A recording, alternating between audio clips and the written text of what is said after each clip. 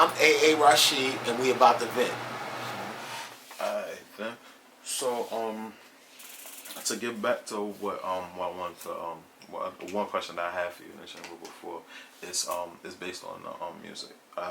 You did reference earlier. You do feel like black people do kind of like might promote a certain death and stuff like death and things of that nature.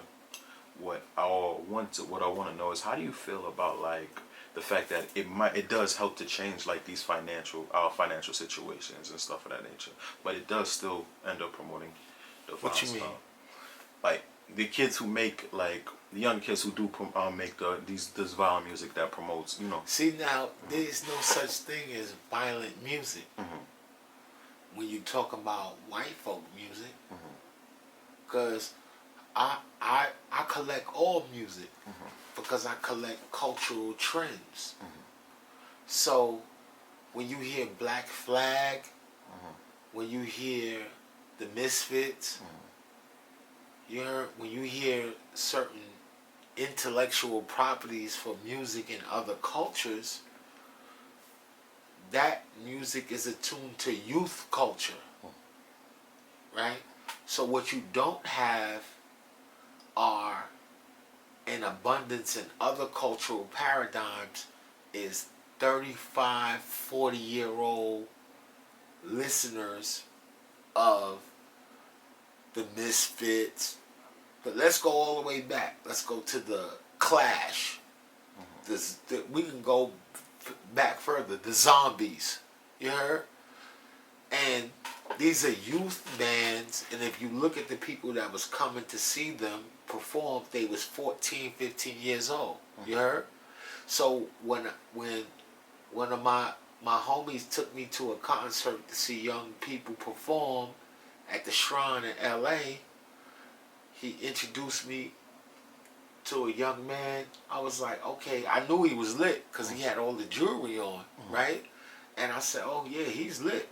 You heard? In my mind, And then when we went to go watch the performance, and he started performing, and the song came on, I was like, oh shit, that's the song that's on the radio all the time, right?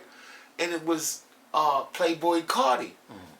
So when I seen the audience, that's the same audience when you look at the Beatles, you look at the Clash, right? So it's youth culture, right?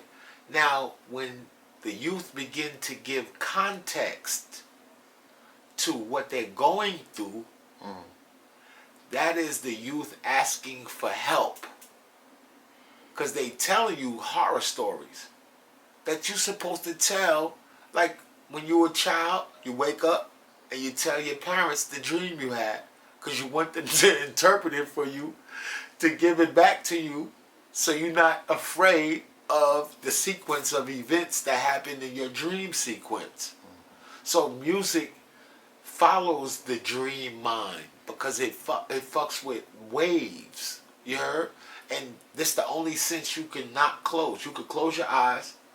You can manipulate. If you ever been in a situation where it smell like death or putrid, you can do something where you close your mouth and your nose in such a way where you're holding your breath and you don't smell it. But you know that sensory perception is so strong, you can actually smell some shit if you breathe in it. You heard? But your ears, you got to use your hands to close your ears. It's something about that being the first act of worship is listen. The Muslim, when they call the Adhan, they asking the listener to listen. That's the first act of worship. You heard? Listening. Because you can close your mouth, close your nose, close your eyes, and you can even meditate and stop feeling shit. All you got to do is get 6 feet away from a motherfucker and you can meditate. You heard?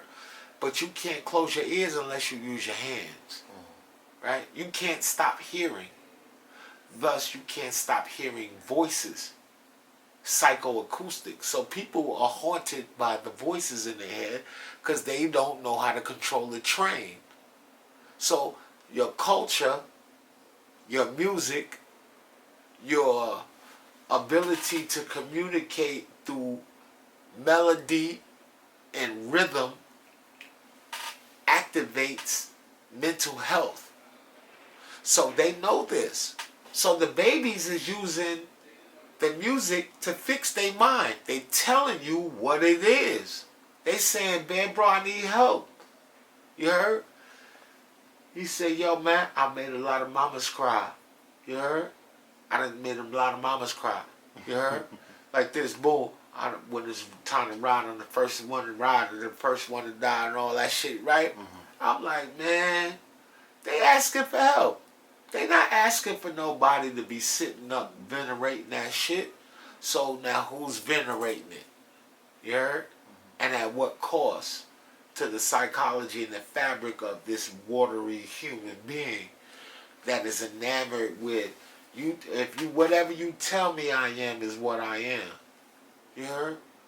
You keep telling me I'm a fucking degenerate or keep telling me I'm a gangster, I'm gonna try to be that. You heard? I'm not no motherfucking gangster. I